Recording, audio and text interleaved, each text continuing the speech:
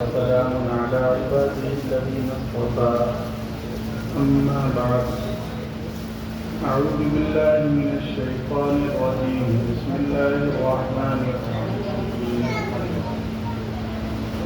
إنا نحن نزلنا الذكر وإنا له لحافظون وقال تعالى يا أيها الذين آمنوا اتقوا الله حق تقاته ولا تموتن إلا وأنتم مسلمون صدق الله العظيم وقال النبي صلى الله تعالى عليه وسلم ألا كلكم راع وكلكم مسؤول عن رعيته أو كما قال عليه الصلاة والسلام وعلى آله وصحبه أجمعين.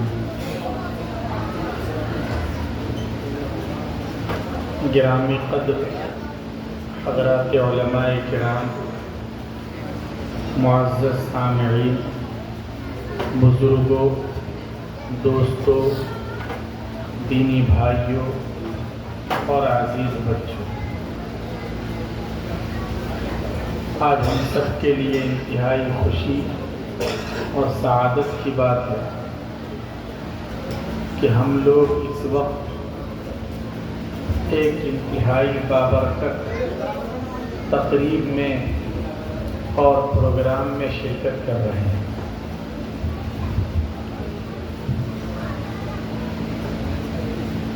ہم یہ نہ سمجھیں کہ یہ تو کوئی بہت ہی چھوٹا اور مختصر سا پروگرام ہے، اس کی نسبت قرآن مقدس کے ساتھ ہے۔ قرآن کریم کے ساتھ جس کی بھی نسبت جڑ جاتی ہے وہ معمولی نہیں رہتا، وہ انمول ہو جاتا ہے، اس کی اہمیت بہت بڑھ جاتی ہے۔ اس لیے قرآن کریم کی نسبت پر، قرآن کریم کے نام پر اگر کوئی پروگرام منعقد ہو رہا ہے تو وہ پروگرام چھوٹا نہیں ہے، وہ بہت بڑا ہے۔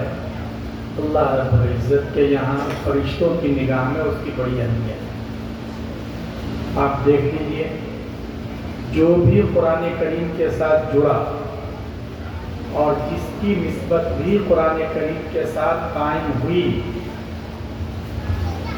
وہ بہت آگے بڑھ گیا۔ جتنے انبیاء کرام علیہ السلام ہیں، سب میں افضل اور سب کے سردار اور سب سے اعلیٰ اور برتر کون ہے؟ سرور کائنات، فخر موجودات صلی اللہ علیہ وسلم کی ذات گرامی۔ قرآن مقدس آپ پر نازل ہوا، آپ تمام انبیاء کے سردار، سب کی میں افضل۔ دنیا میں بہت سے شہر ہیں، بہت سے گاؤں ہیں، دیہات ہیں، لیکن سب سے زیادہ فضیلت کس کو ہے؟ مکہ المکرمہ اور مدینہ منورہ کو، اور انہی دونوں کو فضیلت ہے نا۔ کیوں؟ اس لیے کہ یہ وہ دو شہر ہیں جہاں قرآن کریم اترا ہے، قرآن کریم کے ساتھ ان کا تعلق۔ فرشتے بہت سارے ہیں، 4 فرشتے تو مشہور ہیں، لیکن ان سارے فرشتوں میں سب سے افضل کون ہیں؟ حضرت جبریل علیہ السلام۔ کیوں؟ اس لیے کہ وہ قرآن کریم کو لے کر آتے ہیں۔ سارے مہینے اللہ کے بنائے ہوئے ہیں، لیکن سب مہینوں میں سب سے افضل کون سا مہینہ ہے؟ رمضان کا مہینہ۔ کیوں؟ شہر رمضان الذی انزل فیہ القرآن، اس لیے کہ رمضان کے مہینے میں قرآن کریم نازل ہوا۔ راتیں بہت ہیں، ٹھنڈی کی بھی راتیں ہیں، گرمی کی بھی راتیں ہیں، لمبی بھی راتیں ہیں، چھوٹی بھی راتیں ہیں، لیکن اللہ کے یہاں سب سے زیادہ عزت اور مہتو والی رات کون سی ہے؟ شب قدر۔ ارے شب قدر ہے نا، قرآن کریم میں اس کا تذکرہ اور اس کے بارے میں مستقل ایک سورت ہے۔ کیوں؟ इन्ना अंज़लनाहु फ़ी लैलतिल क़द्र, इसलिए कि यही वो रात है जिस रात में पूरा कुरान करीम लौहे महफूज से आसमान दुनिया पर लाया है।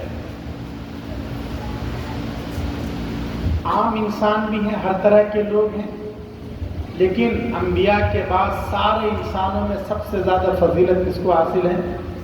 सहाबे किराम रिज़वानुल्लाहि अलैहिम अजमईन, इसलिए कि ये कुरान करीम के पहले मुखातब।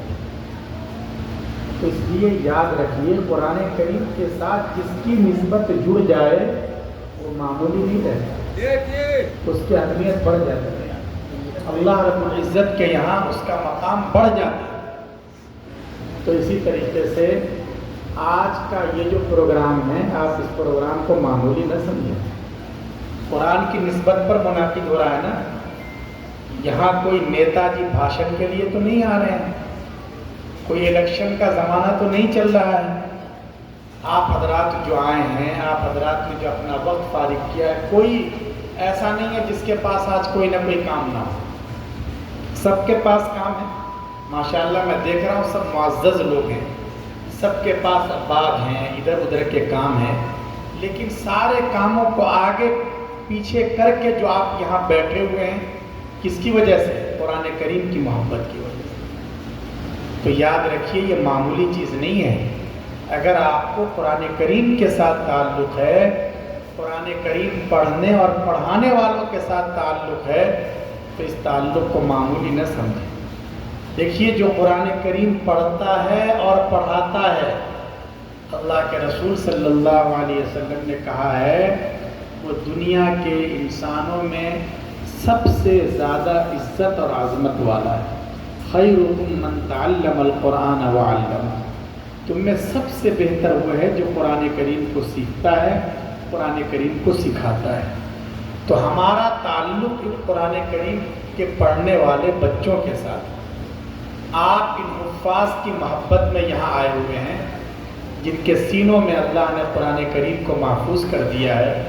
मदरसे में छोटे छोटे बच्चे हैं, हर बच्चे से तो आपकी कोई रिश्तेदारी है नहीं, लेकिन आपको इनसे ताल्लुक़ है, आपके अंदर ये जज्बा है कि भाई ये तो हो सकता है कि हमारे घर में एक वक्त खाना न बने, देखा जाएगा मसरूफ़ हैं, घर में लोग बीमार हैं, नहीं बनेगा, लेकिन आप कभी ये गवारा नहीं कर सकते कि मदरसे में एक वक्त बच्चों को भूखा रहना पड़े, या आप बर्दाश्त नहीं कर सकते। क्यों? इसलिए कि कुरान करीम के साथ, कुरान करीम पढ़ने पढ़ाने वालों के साथ आपको ताल्लुक़, आपको मोहब्बत। आप इस मोहब्बत को मामूली मत समझिए। अल्लाह के रसूल सल्लल्लाहु अलैहि वसल्लम ने इरशाद फरमाया, अल-मर्उ मअ मन अहब्ब।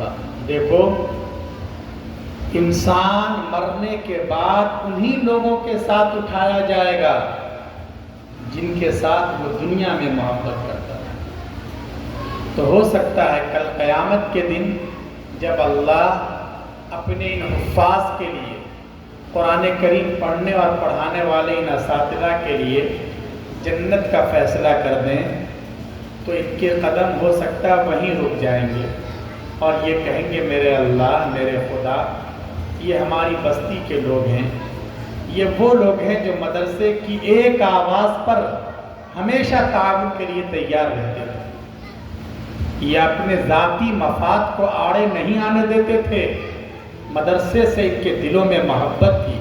हमारे बच्चों को, छोटे छोटे पढ़ने वालों को मोहब्बत की निगाह से देखते थे। ये हमसे दुनिया में मोहब्बत करते थे। खुदाया, आप इन पर भी रहमत की नज़र डाल दीजिए। तो हो सकता है कि अल्लाह इन छोटे छोटे बच्चों के सदक़े, इन हाफिज़ों के सदक़े, इन कुरान करीम पढ़ने और पढ़ाने वालों के सदक़े अल्लाह हमारे लिए भी जन्नत का और अपनी मग़फ़िरत का फ़ैसला कर दें। इसलिए कि अल-मर्उ मअ मन अहब्ब, इंसान दुनिया में जिसके साथ लगाव रखता था उसी के साथ उठाया जाए। अगर कुरान करीम पढ़ने पढ़ाने वालों के साथ हमारा झगड़ा चल रहा है, हमें उनकी दाढ़ी पसंद नहीं है, हमें बच्चों को देखकर दिल में तकलीफ होने लगती है, हम ऐसे काम करते हैं कि मदरसे के लिए परेशानियां आ रही हैं, तो जाहिर है कि फिर आपका जिससे ताल्लुक़ है वही आपकी सिफारिश करेंगे, ये नहीं कर सकेंगे। इसलिए कि दुनिया में जिसको जिसके साथ ताल्लुक़ होगा اگر دنیا داروں کے ساتھ تعلق ہے، اللہ کے باغیوں کے ساتھ، اللہ کے دشمنوں کے ساتھ، نافرمان بندوں کے ساتھ تعلق ہے تو ان کے ساتھ حشر ہوگا۔ اس لیے آپ حضرات قابل مبارکباد ہیں کہ آپ کا تعلق قرآن کریم پڑھنے اور پڑھانے والوں کے ساتھ، آپ اس کو معمولی نہ سمجھیں۔ میں دل کی گہرائیوں سے آپ حضرات کی مبارکباد پیش کرتا ہوں، اور ضرورت اس بات کی ہے کہ یہ قرآن کریم ہماری زندگیوں میں آئے، ہمارے بچوں میں آئے، ہماری نسلوں میں آئے۔ دیکھیے اس وقت مسلمانوں کے سامنے بہت سے مسئلے ہیں، ہمیشہ رہے، ہر زمانے میں رہے، ایسا نہیں ہے کہ پہلے مسئلے نہیں تھے، ہمیشہ رہے ہیں مسئلے۔ لیکن اس وقت جو ہے ہمارے سامنے جو سب سے بڑا مسئلہ ہے وہ کاہے کا مسئلہ ہے، اس کو سمجھنے کی ضرورت ہے۔ اس وقت ہمارے سامنے، مسلمانوں کے سامنے سب سے بڑا مسئلہ اس دیش میں یہ ہے کہ اس دیش میں کیسے ہم اپنے ایمان اور اپنی نسلوں کے ایمان کی حفاظت کر سکتے ہیں۔ اس وقت ڈائریکٹ جو ٹارگٹ کیا جا رہا ہے، حملہ ہو رہا ہے، وہ ایمان پر حملہ ہو رہا ہے۔ ایسے حالات پیدا کرنے کی کوشش کی جا رہی ہے کہ لوگ اسلام سے گھبرا جائیں کہ بھائی مسلمان ہو تو بڑی پریشانی ہوگی، یہ کام نہیں ہو پائے گا تمہارا، کبھی بھی تمہارے خلاف کیس بن جائے گا، تمہارے لیے راستہ چلنا مشکل ہو جائے گا، تمہاری کوئی سنوائی نہیں ہوگی۔ ایسے حالات پیدا کرنے کی کوشش کی جا رہی ہے کہ لوگ گھبرا جائیں، اپنے دین اور دھرم سے ان کو وحشت محسوس ہونے لگے۔ یہ پوری پلاننگ ہو رہی ہے، لوگوں کے دین اور ایمان پر ڈاکے ڈالے جا رہے ہیں۔ دیکھ لیجئے، آپ لوگ خود بھی سنتے ہوں گے، پڑھتے ہوں گے بہت سی بستیوں کے بارے میں کہ لوگ ڈر کی وجہ سے یا لوگ لالچ کی وجہ سے بہت سی مرتبہ اپنے مذہب کو ہی تبدیل کر لیتے ہیں۔ اور اس طرح کے واقعات اب سننے میں آ رہے ہیں یا نہیں آ رہے ہیں؟ یہاں اللہ کا فضل ہے، آپ حضرات نیک لوگوں کے ساتھ ہیں، ماشاءاللہ آپ کا دین سے، ایمان سے تعلق ہے، لیکن پورے ملک کی صورتحال ایسی نہیں ہے۔ بہت سی جگہوں پر حالات بہت خراب ہیں، اور ہم آپ کو کوئی سبز باغ نہیں دکھانا چاہتے۔ یہ بات اپنے ذہنوں میں بٹھا لیجئے کہ آئندہ حالات مسلمانوں کے لیے اور کٹھن آئیں گے، اور دشواری ہو سکتی ہے، اور پریشانی ہو سکتی ہے۔ ایمان والوں کا امتحان ہوتا رہے گا، یہ سلسلہ ہوتا رہے گا۔ ہو سکتا ہے آئندہ اور بڑی قربانی کا ہم سے مطالبہ کیا جائے، اور یہ فتنے آتے رہیں گے، کیونکہ خود آقا سرور دو عالم صلی اللہ علیہ وسلم نے ارشاد فرما رکھا کہ جب فتنوں کا زمانہ آئے گا، قیامت قریب آئے گی، تو لوگوں کا اپنے ایمان پر اور اپنے مذہب پر جمنا آسان نہیں ہوگا۔ بخاری شریف کی روایت ہے کہ اتنی خراب حالت ہو جائے گی، یصبح الرجل مؤمنا ویمسی کافرا، کہ آدمی صبح کو اچھا خاصا مسلمان ہوگا، شام ہوتے ہوتے اپنا دھرم پریورتن کر چکا ہوگا۔ یہ بخاری کی روایت ہے، آپ تو اصل میں فرما رہے ہیں شام کو اچھا خاصا مسلمان ہوگا، صبح ہوتے ہوتے اپنے مذہب کو چھوڑ چکا ہوگا۔ اب اس طرح کے حالات آ رہے ہیں، اس لیے ہمیں اپنے آنکھ کان کھول کے رکھنے۔ دیکھیے ہمارے پاس جو سب سے بڑا سرمایہ ہے وہ ایمان کا سرمایہ ہے، ایمان سے بڑھ کر کوئی چیز نہیں۔ یہ دنیا کی دولتیں، یہ زمین، یہ جائیداد، اللہ تعالیٰ کے یہاں ان چیزوں کی کوئی حیثیت نہیں۔ یہ تو اللہ نے ہم سے زیادہ ان لوگوں کو دے رکھا ہے جو اللہ کو ہی نہیں مانتے، اللہ سے بغاوت کر رکھی ہے، جنہوں نے اللہ کے ساتھ نہ جانے سینکڑوں ہزاروں معبود کو انہوں نے بنا رکھا ہے، لیکن اللہ نے ان کو بنگلے زیادہ دے رکھے ہیں، ان کے پاس کیش زیادہ ہے، وہ ملٹی ملینر ہیں، سب کچھ ہیں۔ کیوں؟ اس لیے کہ اللہ تعالیٰ کے یہاں ان چیزوں کی اہمیت نہیں ہے، اللہ تعالیٰ کے یہاں دین کی اہمیت ہے۔ اللہ ہدایت سب ہر ایک کو نہیں دیتا، ایمان کی دولت ہر ایک کو عطا نہیں کرتا ہے۔ اللہ نے وہ قیمتی دولت ہم کو اور آپ کو عطا کر رکھی ہے، ہماری ذمہ داری ہے کہ ہم اس دولت کی حفاظت کریں۔ ہمارے ماں باپ نیک تھے، انہوں نے ہماری تربیت کی، اور الحمدللہ ہم بھی مسلمان ہیں، لیکن آئندہ حالات خراب ہو سکتے ہیں، اس لیے ہمیں زیادہ فکر کرنی ہے کہ ہماری نسلیں بھی دین پر قائم رہیں، ہم جب قبر میں پہنچیں ہم سکون کے ساتھ رہ سکیں، ایسا نہ ہو کہ ہماری نسلیں کل کو چل کر بگڑ جائیں، جیسا کہ حدیث پاک میں کہا گیا ہے کہ لوگ تھوڑے تھوڑے فائدے کے لیے اپنے مذہب کو چھوڑ دیں گے۔ ہو رہا ہے آج کل، نوجوان نسل کو آپ دیکھ لیجئے، ہماری نسل کس طرف جا رہی ہے۔ ہمارے جوان بچے جوان ہوتے ہی گٹکا کھانے لگتے ہیں، تمباکو کھاتے ہیں، سگریٹ پیتے ہیں۔ حد تو یہ ہے کہ اب نو عمری میں ہی کم عمری میں ہی نشہ کر بیٹھتے ہیں، حالانکہ نشہ کتنا بڑا جرم ہے، پاپ ہے پاپ، اسی طرح حرام ہے، اسی طرح پاپ ہے جیسے پیشاب۔ شریعت میں اگر کپڑے پر پیشاب لگ جائے تو اس کپڑے کو دھونا پڑتا ہے نا، اور اس کپڑے کے ساتھ نماز نہیں ہوتی نا۔ یہی مسئلہ شراب کا ہے، شراب بھی ناپاک اور گندی چیز ہے، اگر کپڑے کو لگ جائے اس کپڑے کے ساتھ آپ نماز نہیں پڑھتے۔ الخمر جماع الاسم، شراب گناہوں کی جڑ ہے، جڑ۔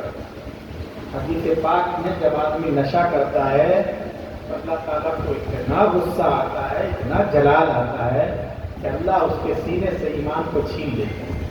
یہ اس لائق نہیں ہے کہ ایمان اس کے سینے میں، اتنی بری بلا ہے، لیکن ہمارے نوجوانوں کے دھڑلے سے یہ ساری چیزیں آئی ہیں، اس کی وجہ سے پورے محلے کا ماحول خراب ہو رہا ہے، ہماری بستیوں کا ماحول خراب ہو رہا ہے، میاں بیوی میں ناچاکی ہو رہی ہے، بچے جو ہیں نوجوان لڑکے اپنی ماں باپ کی بات نہیں مانتے، خاندان کے بزرگوں کا احترام نہیں کرتے۔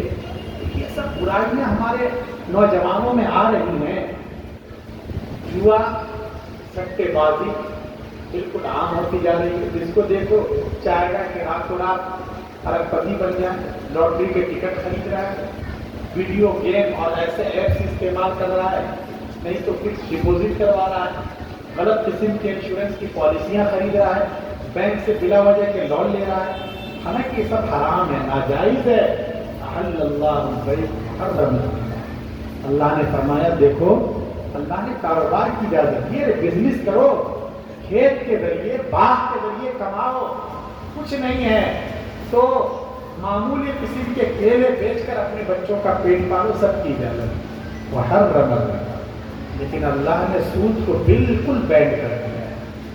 سود لینے والا، سود دینے والا، سود کے لین دین میں گواہ اور ایجنٹ کی حیثیت سے اس فارم پہ سگنیچر کرنے والا، یہ سب اللہ کا مجرم ہے، ان سب پر اللہ کی لعنت ہوتی ہے، حدیث پاک میں ہے۔ لیکن ہمارے نوجوانوں میں یہ سب بلائیں، یہ سب مصیبتیں عام ہوتی جا رہی ہیں۔ اور پھر ہوتا کیا ہے، میں تو اصل ایمان کی اہمیت کو سمجھا رہا ہوں، ایمان کی حفاظت سب سے زیادہ ضروری ہے۔